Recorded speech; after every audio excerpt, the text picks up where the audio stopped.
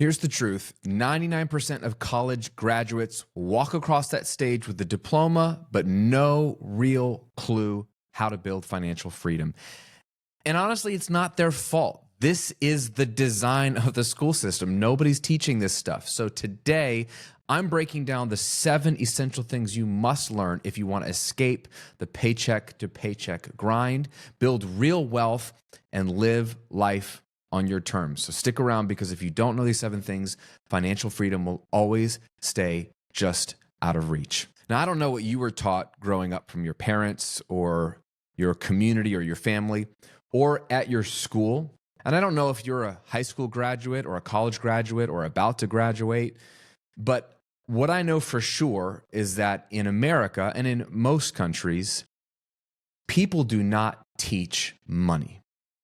They might teach some things that are money topics, but they do not teach how to make, manage, and multiply money. And they certainly don't teach how to become incredibly wealthy so that you are not ever stressed about money. You can buy whatever you want, go wherever you want, do whatever you want, give to whatever cause you want in whatever amount you want, where you're not dictated to by your money to live where you're supposed to live, drive what you're supposed to drive, do what you're supposed to do, where you actually have choice, which is real freedom. Usually we're limited by money, oftentimes doing things we don't even like to do to make money, and it's still not enough, and we get stuck in this trap. So this is something that's literally not covered anywhere, and I certainly wasn't taught this growing up. And so let me know if this sounds familiar to you. This is what I was taught growing up. Number 1, get an education if you want to be successful in life. Now, this is kind of half true. I think you want to be a learner and you want to be a lifelong learner. I have read hundreds, if not thousands of books, and I have consumed thousands of hours of video training and courses, and I am constantly learning, and that's just with books and courses.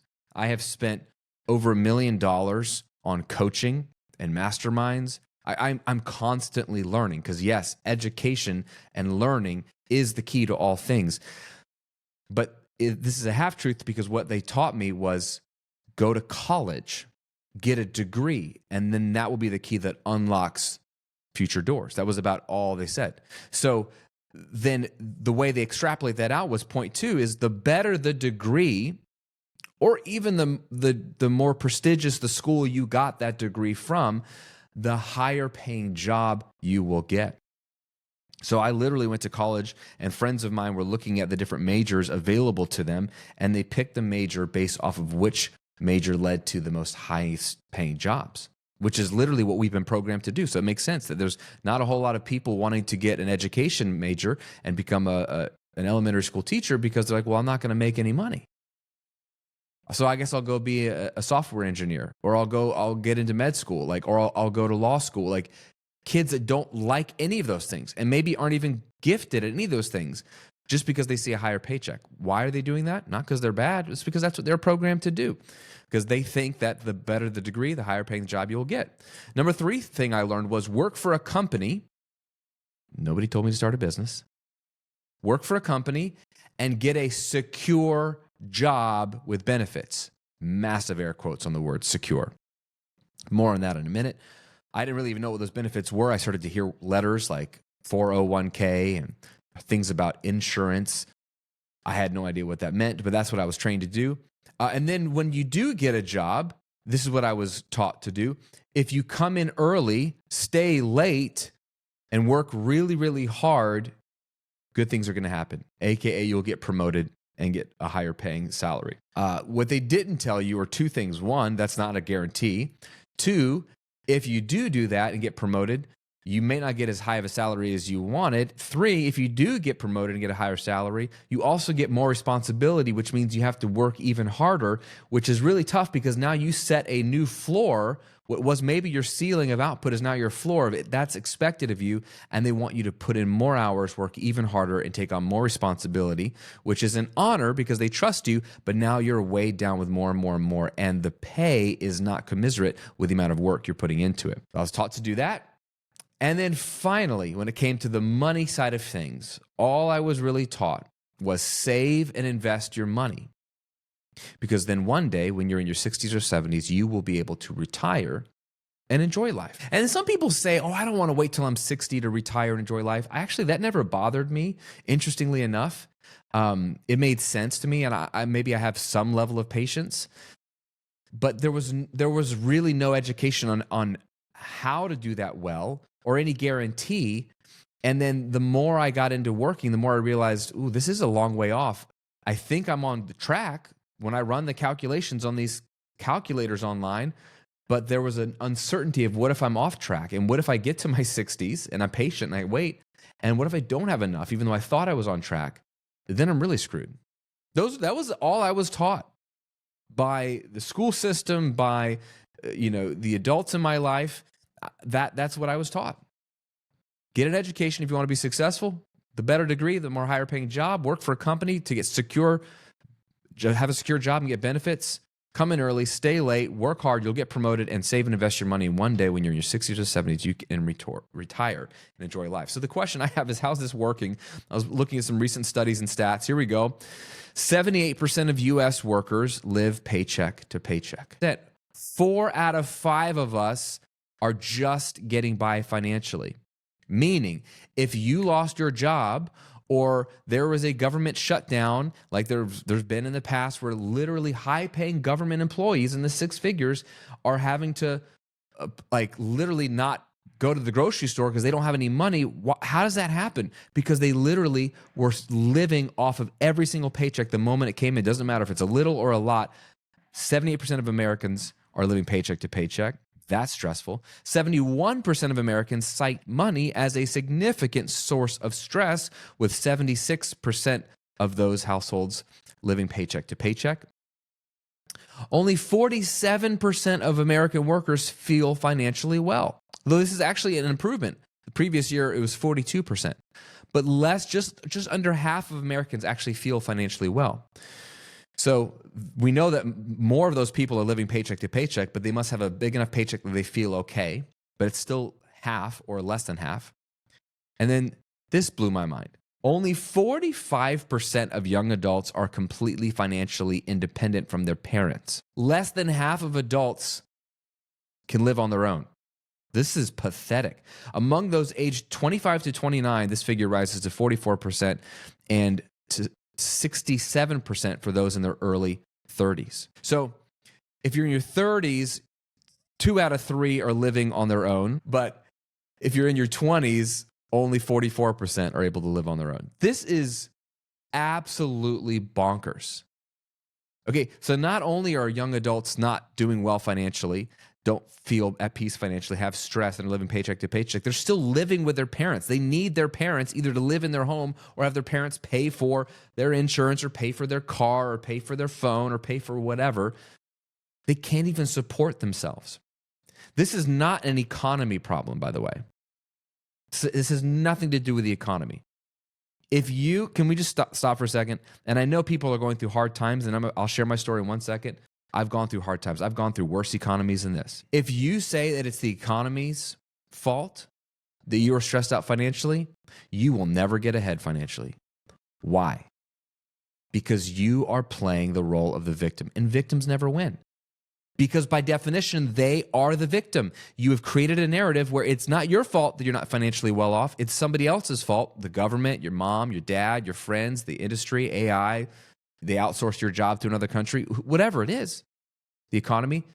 When you choose to be the victim, that is what you are choosing to be. They're the facts of the situation. You may not be doing well financially, but if you then say that the reason why, or the meaning you interpret from those facts, is that it is someone else's fault and you are the victim, guess what?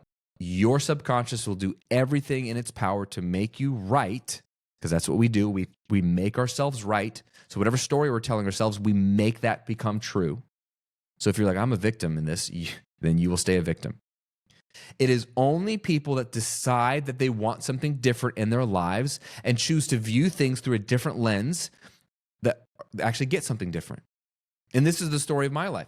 I followed the prescription that I was given to do well financially and be successful in life. And when I graduated from college, I had a bachelor's degree. I graduated from college. From age 22 to 26, I looked for quote unquote good jobs, quote unquote secure jobs, jobs with benefits. I worked in sales. I worked in retail. I worked at a software company. I had 401ks. I had health insurance.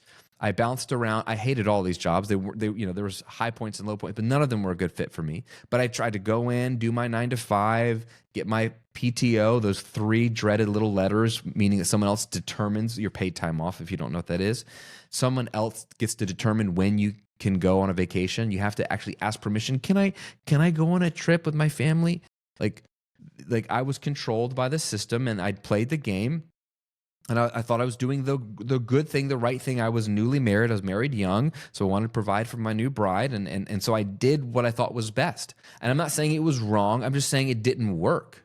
Because 4 years in, I moved to another state, pursued another job. And I lost 2 jobs in the span of 10 months. I had a quote unquote secure 4 years. We were fine. We weren't crushing it, but we were fine. But then I lost 2 jobs in a span of 10 months during a really tough economy, the Great Recession, the great financial collapse of the world in 2007, 8, and 9. I lost 2 jobs during that 10-month span, right after we bought a house and had our first baby. And then I found myself applying for food stamps. They call it SNAP now in the US, for 18 months because I couldn't pay for my groceries. So I've gone from having stable income to now being broke, being unemployed, can't even buy groceries, with a wife, a baby, a mortgage. And I'm 26 years old. I'm a college graduate, very smart. I'm not the smartest person, but I'm a smart person. I'm a hardworking person. I've worked hard since age 14. My first job, I was cutting lawns in my neighborhood. I worked at a bagel joint. I worked in the mall. I've always had a job since age 14. And here I was, 12 years later at age 26, with a high school diploma, a college degree, and I'm broke. What went wrong? Well, it turns out I knew nothing about what truly leads to financial freedom. I followed the system. The system led me to be reliant on a quote unquote secure job that is actually, turns out, not reliable. And I wasn't happy, and I wasn't rolling in the money. We were very limited in what we could or could not do. We lived a simple life, so we were happy, we were fine, but it was going to stay that way primarily through the rest of my life. The only thing that would increase my income was probably cost of living adjustments, right? COLA. But that doesn't make any difference because eggs get more expensive, gas gets more expensive, housing gets more expensive, everything gets more expensive. So of course your paycheck needs to rise just to keep up with the things with inflation. That's not wealth. That's staying the same. Fast forward to today, I'm 42 years old. I'm a multimillionaire. I have millions of dollars a year cash flow coming in that takes me between 2 to 5 hours a week to create. No lie. So I work extremely part-time. I don't even have to work for the money to come in. If I stopped working forever, eventually some sources would dry up. What changed? I have learned a lot. I've learned a lot in these last 16 years since I'm unemployed, broke at age 26, wondering what just happened. And what I want to do briefly in the next few minutes we have together is share you the 7 things that have led to my financial freedom, that of my best clients, and they're going to work for you as well. And my friend, these 7 things are a complete shift from what you've been taught. And so I don't know which of these you've already wrestled with and said yes and amen. I believe that. I'm implementing that, if any. And I don't know which ones of these are going to offend you or challenge you. But can I just submit to you, if I share something in the next few minutes that you disagree with, but you are not wealthy and I am, I'm pretty sure one of us is wrong, and I don't think it's me. And I say that out of love. I'm not boasting. I'm not the greatest thing in the world. I have a lot to learn. Like I said, I'm spending hundreds of thousands of dollars a year to learn from smarter people than me so that I can grow. But my friend, I figured some things out, and I'm here to serve you so that you can figure them out at whatever age and stage you are in, and know that you can turn your financial life around like that. It's not too late. I don't care if you're in your 60s and you're like, this whole retirement thing didn't work for me. I don't care if you're in your 20s and you're like, I don't have any prospects or credibility, or it doesn't matter where you are. These things work because they're principles, and they will work if you work them. Does this make sense? Okay, here we go. The 7 things you need to learn for your financial freedom. Number 1, and this is probably the most important, money isn't evil, and it's actually okay to desire and have lots of it. Why do I start with that? Because this is so confusing to me. We live in a culture that both elevates wealth and demonizes wealth at the same time. We're obsessed with wealth. We're obsessed with money. We all want to be rich. We all want more material things. Just look around. Everything is beckoning you to have more, be more. Everybody wants a nicer house or a nicer car, be able to take their family on nicer vacations, or be able to take care of their aging parents, or be able to take their family on a cruise and pay for it, or be able to donate more to their church or charity of choice. Everybody wants those things. We all want more money. And we, in a weird way, we celebrate wealth. People who have lots of wealth, we look at them as, wow, they must be amazing.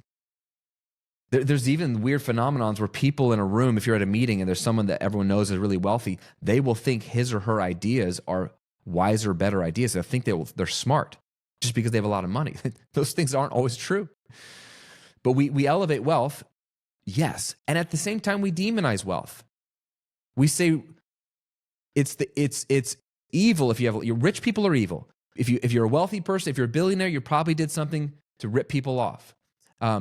Especially if you come from a faith background. If you come from a church background, there is a lot of toxic messages inside the church and around the church that wealth is evil, money is evil. There's just a lot of people that don't know how to read their Bible. And so there's a lot of misquoting of scriptures like 1 Timothy 6 that they say that love of money is the root of all evil. Well, they say money is the root of all evil, which is not at all what it says. It says the love of money is a root of all kinds of evil. Like, just, you have to read your Bible clearly. You have to look at the Greek and the Hebrew, the languages that it was originally written in. Like, we don't understand. That whole chapter is literally written by a pastor to a younger pastor he trained up, telling him how to instruct the very wealthy people in his congregation, because he's going to have wealthy people in his congregation. And he tells them, basically, don't boast in your wealth or put your trust in it, because money is uncertain. Can I get an amen? Anybody had money and lost money? Money is uncertain.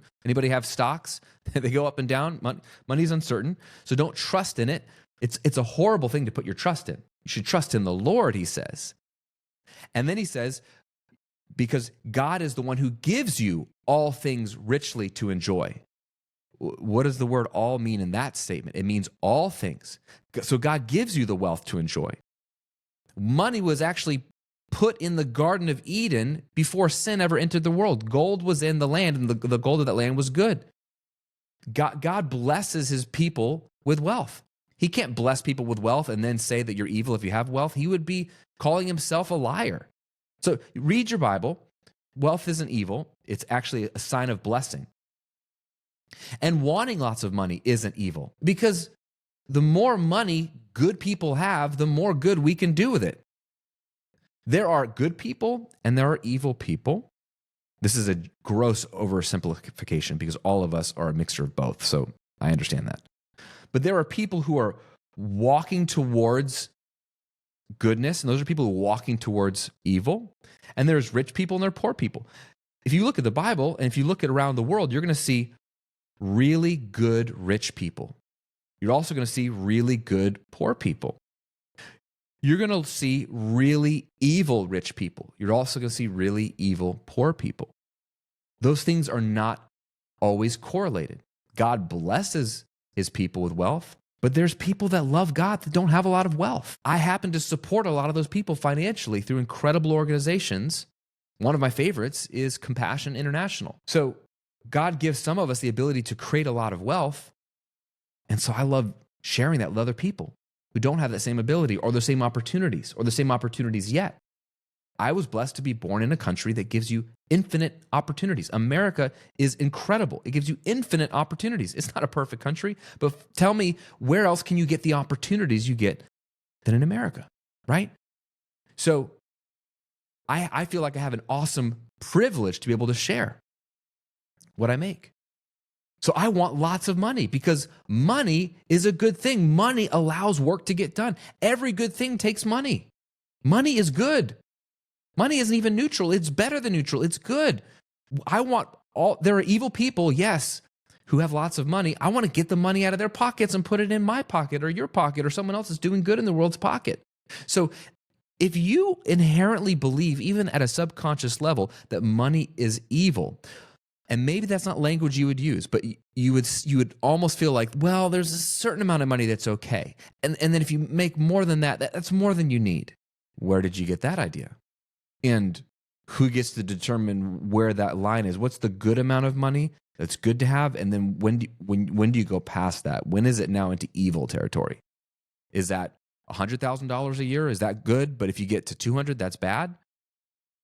Or no, Graham, because now that USA Today article said that to live the good life, you need to make 242,000 or whatever it is. So now making up to 242,000 is okay, but if you make 300, 400, 500,000, that's evil. Or is it $1 million? Or is it not about income? Is it about just net worth? Is there an amount of net worth we should cut it off? Like, who's making this stuff up? And can we at least admit it's all made up? If you're afraid that if you make a certain amount of money, it will change you, then you have a really low view of your character. And maybe this is a character question, not a money question. You are who you are. Money just gives you more options. So if giving you lots of money is going to turn you evil, it didn't turn you evil. That was who you were. And money just exposed that.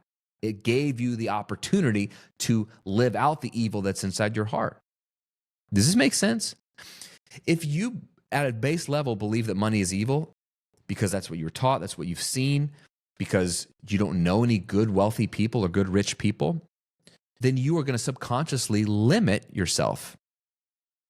You're going to put this false ceiling on, and it's going to be called what, or it's going to be like what Gay Hendrick calls the upper limit problem, which is there's an upper limit to the amount of wealth you feel worthy of or you feel is okay, and you may not have ever thought about it explicitly, but down in your heart and your soul and your subconscious, you believe that. So every time you get close to that, you'll do something to not allow yourself to go all the way up to it or above it. It's like a thermostat. When it gets, if you set it at 70 degrees in your house and it gets warmer, it's like 72, the thermostat immediately blows cold air to bring it back down to 72. It's the ceiling that you're allowing yourself to stay at. So you're never going to become financially free or wealthy if you believe that money is evil and there's a ceiling. You got to remove, there's no ceiling.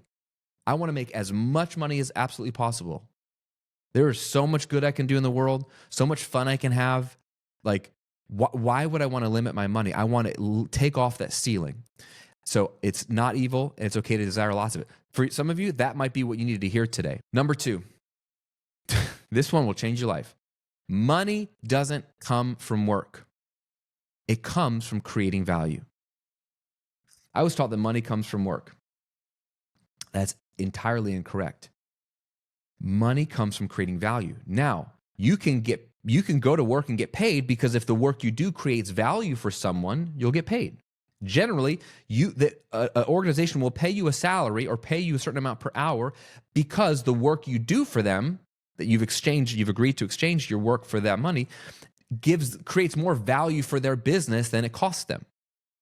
You are just an investment, and there's a rate of return on that investment. So if somebody is paying you $100,000 a year to work for them, it's not because they like you. It's because the work you're doing for them makes them at least $200,000 a year. Every person getting a quote-unquote good job working for the man is working for a business owner, and that business owner is trying to create wealth. And so they are willing to spend some money. You are an expense to them. And they're not dumb. They're willing to have an expense on their expenses on their P&L because they're banking on that expense creating more profit than it costs them. So they're willing to say, okay, I'll have this $100,000 expense to hire Graham because I believe the work he does, whether sales calls or marketing or customer fulfillment or whatever, is going to create at least $200,000 worth of profit for us. So it'll pay for himself and put money in our pocket. So the problem is if you believe money comes from work, then what are your options to make more money? Work more hours, work harder to then be promoted or to take a job that pays more if the work is more dangerous or more intense. Like, this is why people become lawyers and they work 80 hours a week. They make lots of money, but they've had to give up 2 weeks of their life every week for that money. And that's assuming that 40 hours a week is okay. I think 40 hours a week is highway robbery. Who wants to give up 40 hours every week of their life to make money when you don't have to? When you realize that you can separate your income earning from your time spent, the game changes. Because money doesn't come from work. It actually comes from creating value. And there are infinite ways to create value for people. Earlier, I said I work 2 to 5 hours a week, depending on the week, to generate millions of dollars a year of cash flow. How is that possible? I'm literally working less than a high school kid after school. I'm working less than I did when I worked at GameStop, as an 18-year-old, a 17-year-old, selling video games, right? How is that possible? Because the money I get paid comes from the value I put out in the world, the value I create. Creating YouTube content like this, creating online courses that people can find out about, buy, and go through and get value out of without me being involved in the equation. I built an asset that can then put money in my pocket. I own real estate that people rent, and they pay me to stay in that real estate. I have coaching programs that people pay recurring every month to be a part of, and they're scalable group coaching programs where I have to show up once every 2 weeks, whether there's 10 people or 10,000 people in it. It's the same amount of work, infinite scalable income. Do you see what I'm saying? Money doesn't come from work. It comes from creating value. So the question you need to ask yourself is, how could I create more value in the world? The people that make the most money are the ones that are creating the most value in the world. How is Elon Musk, whether you like him or not, and people hating on Elon Musk is ridiculous. Like, everybody liked him until he got involved with Trump, and all of a sudden, so now you're questioning him. You don't understand. The secret about Elon Musk is that this guy is the wealthiest person in the world. I think last I read he's worth $280-something billion, wealthiest man on the planet. And this guy actually works a lot. I've literally heard him say he works all the time, or he works 120 hours a week. I mean, I think he loves what he does. But even if you work 120 hours a week, there's no way you're going to make billions of dollars by getting paid for the hours you put in. He works because he likes it. How does he get paid? How is he worth 280 some odd billion dollars? Because he is solving massive problems. Energy through electric vehicles. He's building rockets to take people to the moon. Like, one of his first companies he co-created was PayPal, it solved the problem. It added so much value to the marketplace by solving a problem of people were buying things on the internet, and it was like, I got to pay you first and then you ship me the thing. How do I know you're going to ship me the thing on like eBay especially? He created this intermediate, like, hey, put the money into this PayPal account. Then that person who's selling knows, okay, that Graham's paid the money. Now I feel comfortable sending him the thing. But once I've shipped it, then the money's released to me. It was this genius solution. That was one of his first companies. Solved a massive problem and still is solving a massive problem today in the marketplace. And then he sold it for hundreds of millions of dollars. I think his cut was tens of millions. Maybe he made like 150 million off of that. And then he's thrown all that money into SpaceX and Tesla and Starlink, and like he's creating satellite internet. He's got 8,000 satellites in the sky, creating internet for people that can't get access to internet anywhere in the world. Like, that's creating massive value. No, he should be compensated for that. He's solving massive problems. Are you creating internet for people that can't afford it and can't access it anywhere in the world? No. So he should be paid, not you, not me, right? So we are paid, we earn in proportion to the amount of value we give to the world, not how hard we work. Nobody teaches this in school. Your job is to find out a way to create value in the marketplace. And the more value you make and the faster you create value for more people, the more money you'll make. All right, let's keep flying. Number 3, it is almost impossible to become financially free if you work for someone else. Almost impossible. It is possible because of what I'm going to share in a minute on number 5, but it's really, really hard to do. So I have no problem if you like working for somebody else, but I would highly encourage you to start a business, even if it's on the side. Find a way to create a new income stream, because when you work for somebody else, there's a limit to how much you can make. When you work for yourself, or better than working for yourself, you create an asset that pays you. It could be a digital asset like a course or a membership or a community or a YouTube channel that gets YouTube income. It could be buying a piece of property and turning it into a rental property or short-term rental. So now you become a real estate investor. That's going into business for yourself. It could be just being a coach or a consultant where you can charge based off of the results you give, not based off of a made up hourly rate that people say is the most you should charge. Like, it's ridiculous, right? So start a business. It is the fastest way. The reason I was able to become financially free, I became a net worth millionaire at age 35. The reason I was able to do that was because I started a business. Age 26, when I was broke, I started a business. And then I became, I think, financially independent within 2.5 years. We were making way more money per month than our expenses. And it was 10, 20 hours a week. Like, I was set, I thought. I became a net worth millionaire at age 35, all while giving millions away to charity, by the way, which we'll get to in a second. And now I'm a multimillionaire, and things are growing exponentially, right? It's not linear. The growth isn't linear. It's exponential. So this happened not because I got paid a lot, had a high-paying job, or because I struck it rich in some investment or I hit the lottery. It's because I started a business. Business owners prosper. Think about it. Everyone who has a stable job is working for a business or the government. And where does the government get their money? By taxing business owners. So who's creating the wealth in the world? Business owners, entrepreneurs. That's where the wealth is created.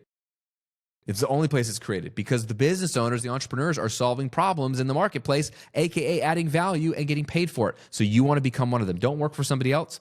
Create your own business so you create value, you get paid.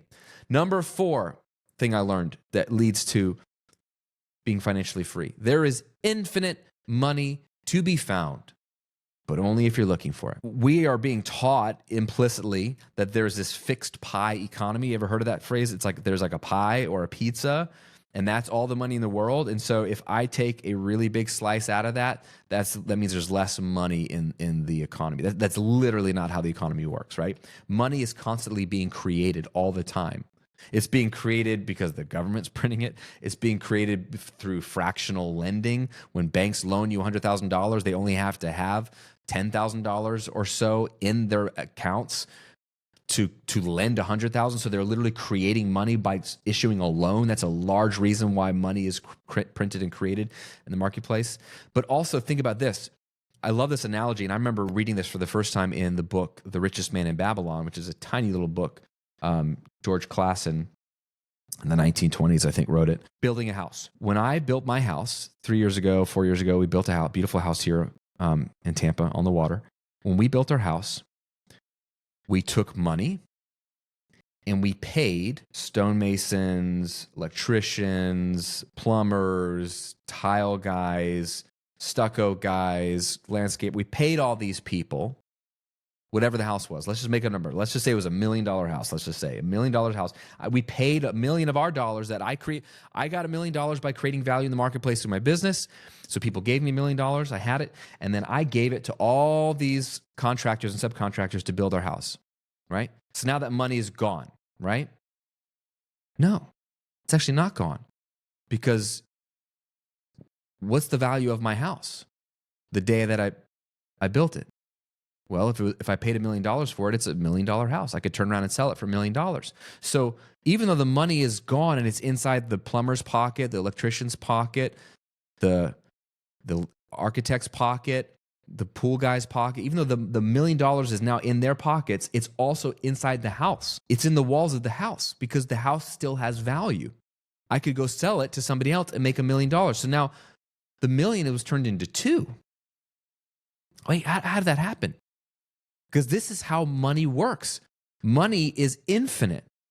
It's not this limited resource that we're going to run out of, or if Elon has a whole bunch of it, the rest of us have a team. That's not how it works. That's how the media and the government want you to think, to divide our country and divide our world, so that people that don't have what they want can get angry at the rich people, because everybody needs an enemy, right? Those evil rich people taking all their money. That's literally not how wealth is created, how money works. It's infinite.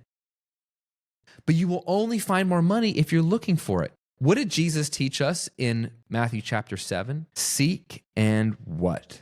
You shall find. Those who seek, find. And what do you find? You find what you're seeking for. This is the way our brains are wired, right? Have you ever heard of the reticular activation system? Right? It's this part of your brain, at the base of your brain stem, right? That basically, It's a filter for all the information coming into your brain. You're getting way too much information at any given point in your day.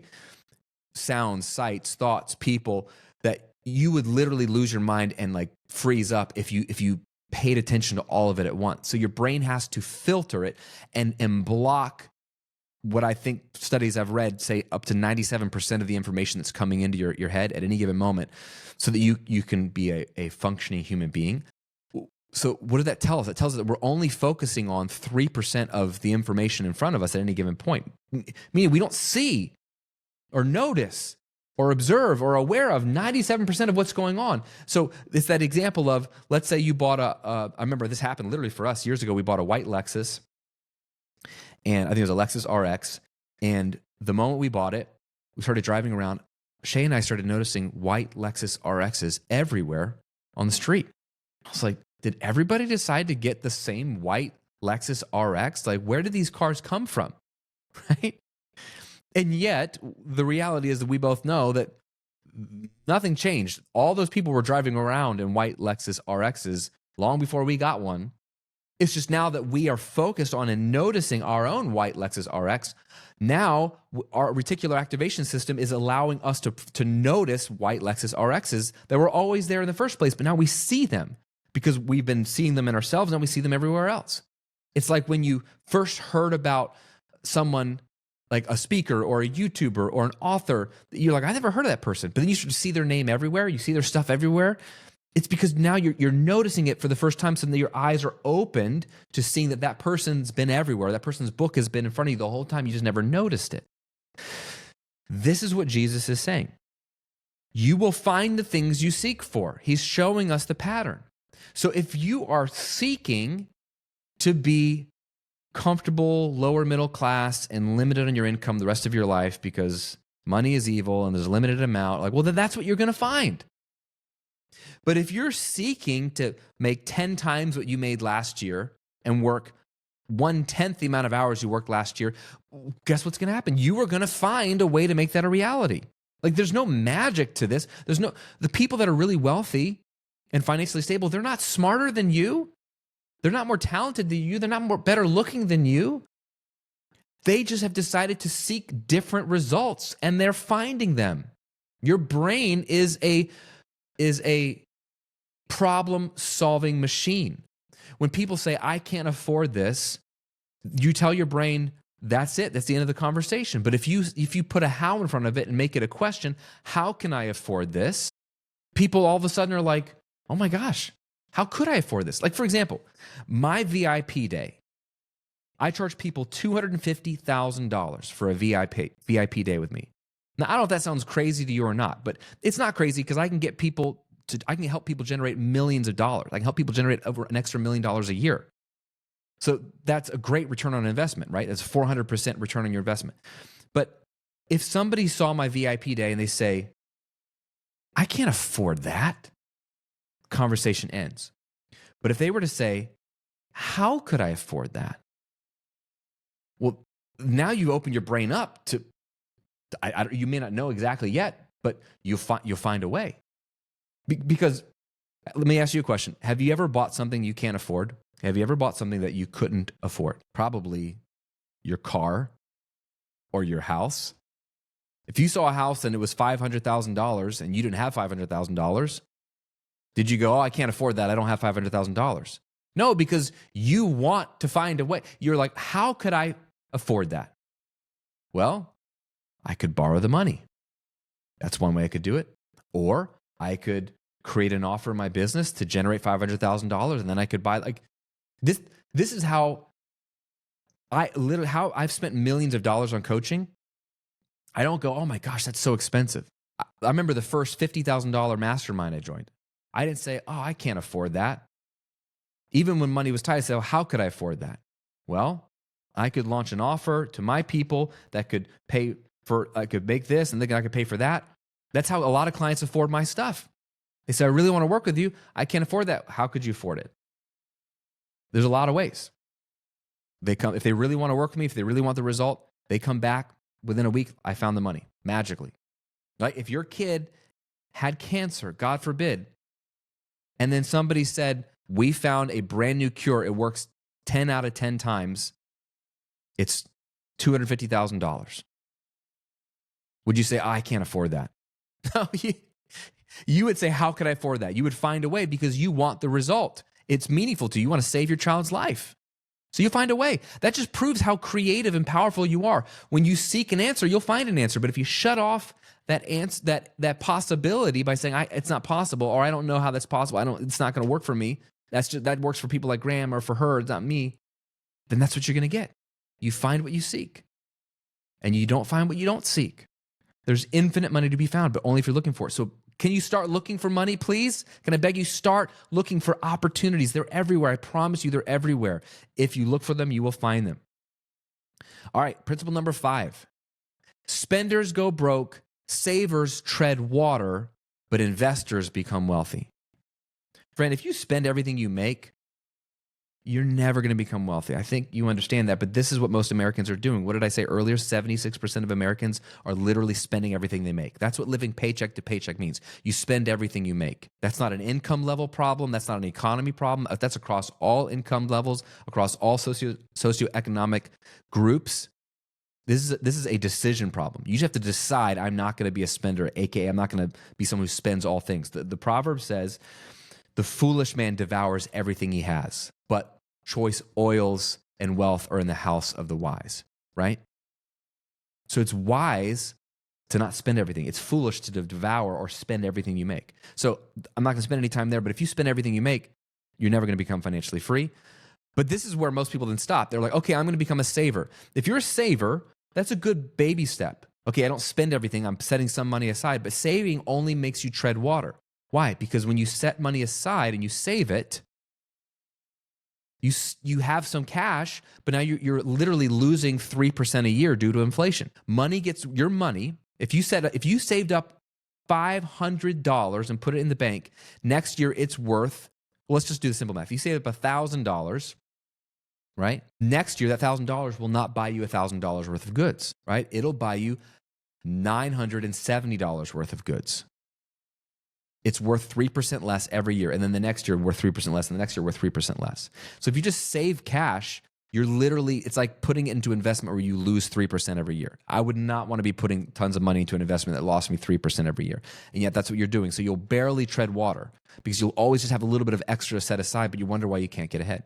And even if you put it in the bank and you earn 3% on your money, right? The market, like the money market accounts or high yield savings accounts are basically that's better than nothing, but it's basically going to pay you what inflation is pretty much running. That's going to allow you to keep your purchasing power. That's better than losing 3% a year. So you're making 3%, but then things get 3% more expensive. So you're keeping up with inflation on that money. That's definitely a step in the right direction. You're still treading water because you're never going to be able to get ahead where you're financially free.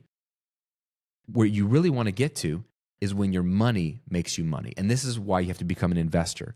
And people don't like investing because they've been programmed to be afraid of risk, which is absolutely bonkers. This is how the system keeps you poor. If you're afraid of risk, then you're never going to make money. Like it's amazing. The riskiest thing you and I do every day is leave our house. If you get in a car every day, you're taking on way more risk than if you put your money in an investment. But you don't think of it as a risk, but it's literally, people die every day, horrible deaths because of car accidents. But you've just decided it's a risk worth taking because you got to get to work, or you got to get your kids to school, or you got to go to the grocery store. So the thing you desire is worth more than the fear of loss. So you do what you got to do, and you put on a seatbelt, and you drive a safe car, and you try to drive at the speed limit, and you do what you can to minimize the risk, but you're still taking a risk. This is all we're doing in investing, is we're always taking a risk when we invest. Like when people say, oh, but I could lose my money. Yeah, welcome to investing. If it were a guarantee, if you could never lose your money, like everybody would do it. There's always a risk, but you have to just weigh the risk. It's all about calculated risks. And really, it's like compared to what other risk? If you don't invest your money, you are risking being poor the rest of your life. And the probability of that happening is way higher than the probability of you losing money in an investment. Does this make sense? So you have to become an investor if you want to become wealthy.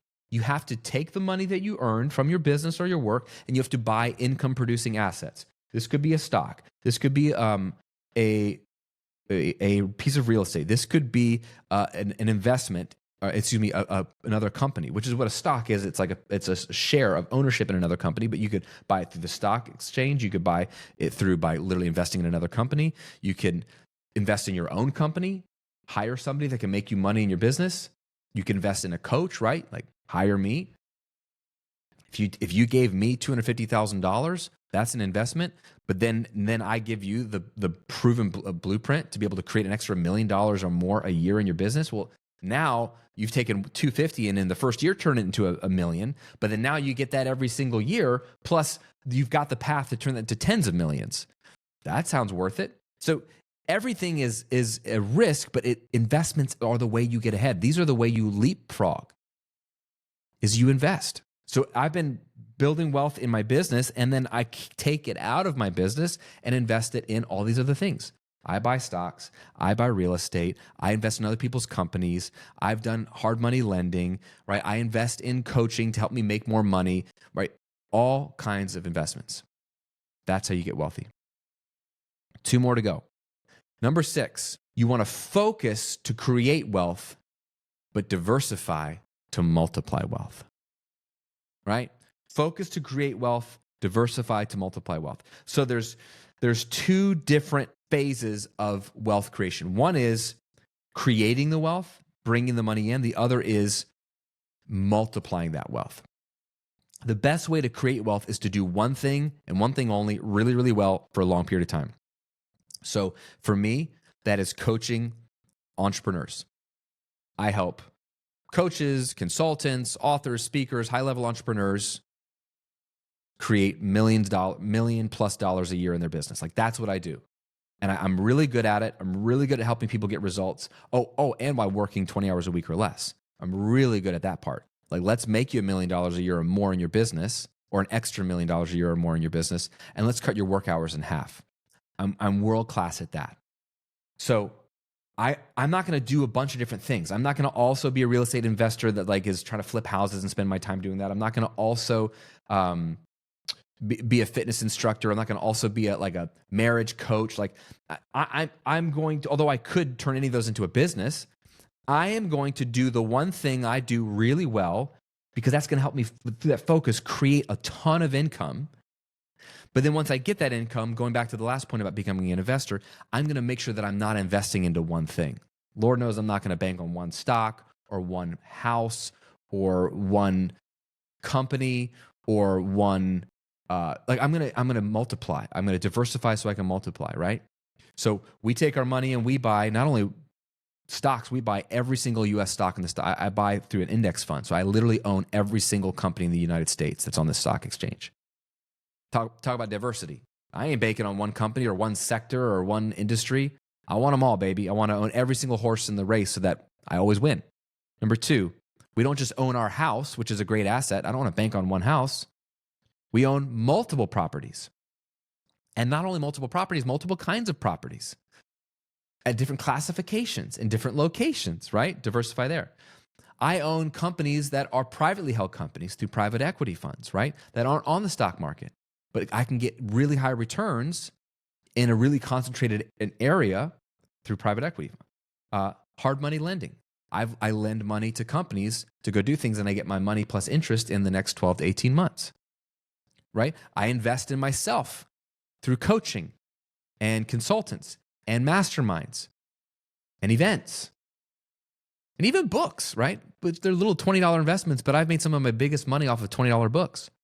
So I diversify so that my money can be multiplied. So you don't want to diversify to make money. You want to focus to make money, diversify to multiply money. And number 7, the last thing you need to learn for financial freedom, and the one that most people never learn, but this is literally the thing that will set you free, is that giving leads to prosperity, hoarding leads to poverty.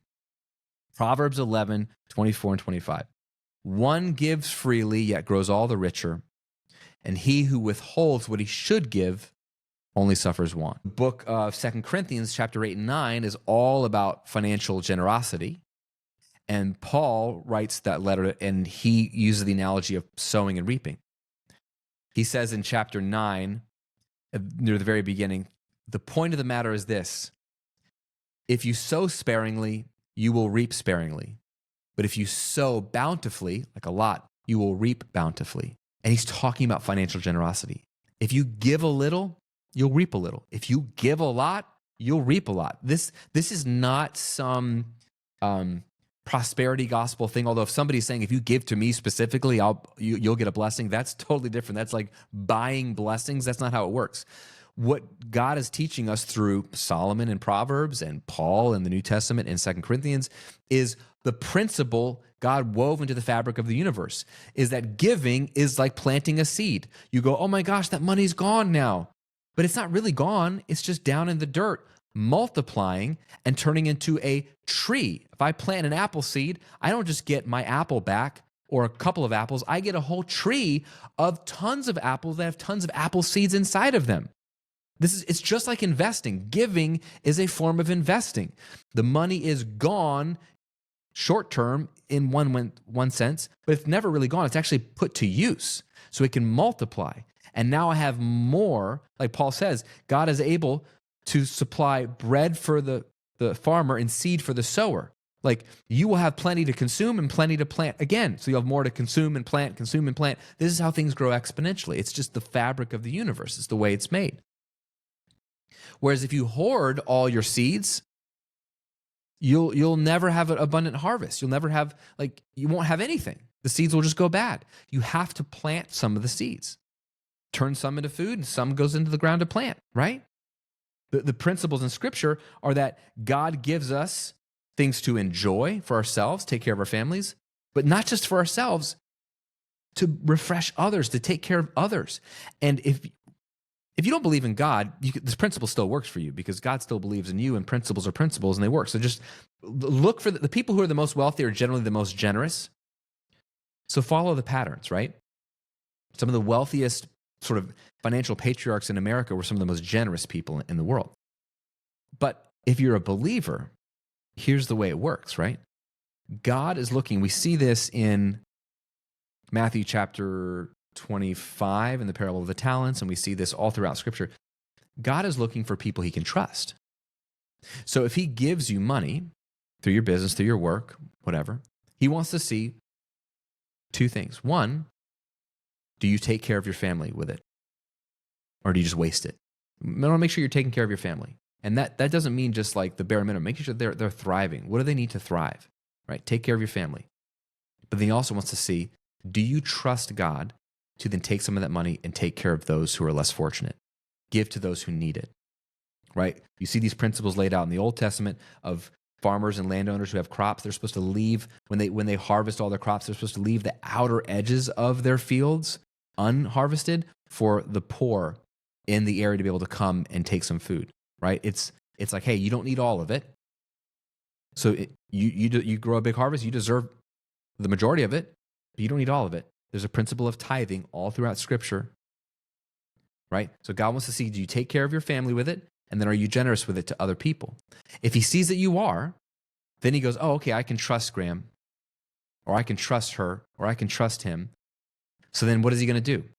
If I'm a business owner and I have 3 employees and I give them resources to grow my business, and employee 1 uses up all the resources on himself, employee 2 doesn't do anything with his resources, just they sit there, but employee 3 uses some of the resources for himself and takes some of those resources and then invests them to grow the company and bring a return to my company. Who am I going to give more resources to the next time? Number 3, because she actually invested back into she took the money and did with it what I wanted her to do with it. I gave her an assignment and she did with it what I wanted her to do with it. So I can trust her. I'm going to give her more. So if you're generous, you're following God's design.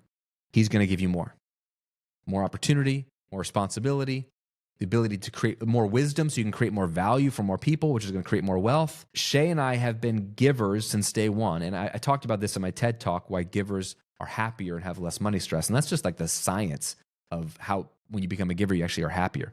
We didn't even get into givers are richer and wealthier. But it's true. When we were broke, we continued to give 10% of our income, which was minuscule. We continue to give 10% of our income away. And I believe that is a huge reason why God blessed me with a business success early on that he blessed me with, and why he's blessing me now, and why he continues to open doors and give me favor, because he knows that we are generous and he can trust me. Givers are prosperous. And the opposite is true. Hoarders become broke. Because what happens is, it's like I've heard John Maxwell say a million times, you want to be a river, not a reservoir. The water is freshest in a river because the water is flowing. The water is most disgusting and dead and stale in a reservoir because the water piles up and it can't go anywhere and it just stays there and it sours. If you want fresh, beautiful, clean water, then open up your hand and as freely as it comes in, let some of it go out. As freely as it comes in, let some of it go out. Trust that there's an infinite supply of money. There's an infinite God who loves you and is looking for people he can trust. And if you are receiving, give freely, bless people. If you receive knowledge, give knowledge. If you receive wisdom, give wisdom. If you receive opportunity, give opportunity. If you receive money, give money. Whatever you receive, give some of it away and make that your posture where it flows through you, right? I love the phrase, if he can get it through you, he can get it to you, right? He's looking for people that are a river, not a reservoir. Let it flow through you. And it's risky because you're like, I have to let go of that money. But it's the same as being an investor. It's risky when you buy your first stock or your first house. You're like, well, the money's gone. But then you realize as time goes on, it was actually riskier if I didn't invest. Because now I've built more wealth. I have more because I gave, because I was willing to let go. And what's amazing about this, my friend, is when you become a giver, you do become happier. There's just science that proves it. You can watch my 12-minute TED Talk on this if you want the quick synopsis of it. Some of the best research on it. So not only will you be happier and you have less stress, but when you are happier and have less stress, you're more creative and your eyes are more open.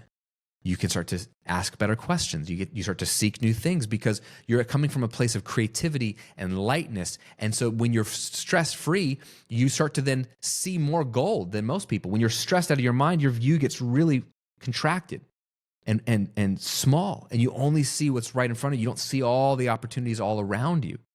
So by becoming a giver, it has all these beautiful side effects and ripple effects of being more relaxed. And when you're relaxed, you perform better, you see more clearly, you see the abundance all around you, and then you get creative. And then you can start this beautiful cycle all over again. You can serve more people, add more value, make more money, invest that money, grow that money. Friend, it's never ending. It's never ending. So 99% of graduates never learn this stuff. I wish somebody taught this to me. But you know it now. You stayed with me to the end. So the question you need to ask yourself is, if you're not as wealthy or as financially free as you'd like to be, do you like your way of not being financially free? Or would you prefer my way of being financially free? Maybe there's something about one of the things I shared today that is exactly what you came here for, that you needed to hear today. Maybe all 7 feel overwhelming. Fine. What is the one principle that is the domino for you that will knock down all the other ones? That if I just started to wrap my head around this and actually take a risk and get curious, right? My friend Michael Jr. says, don't get furious, get curious. Get curious about maybe Graham's onto something. Maybe there's something there. Maybe my life would be different if I thought different thoughts. This is something I taught in my book, Rebel, and I learned this from a brilliant coach, Julia Woods. But here's how life change happens. Belief, thoughts, feelings, actions. You change your beliefs. What you're getting today is based off of what you believe. You got to change what you believe. Because when you change what you fundamentally believe, and I just shared 7 beliefs here for you.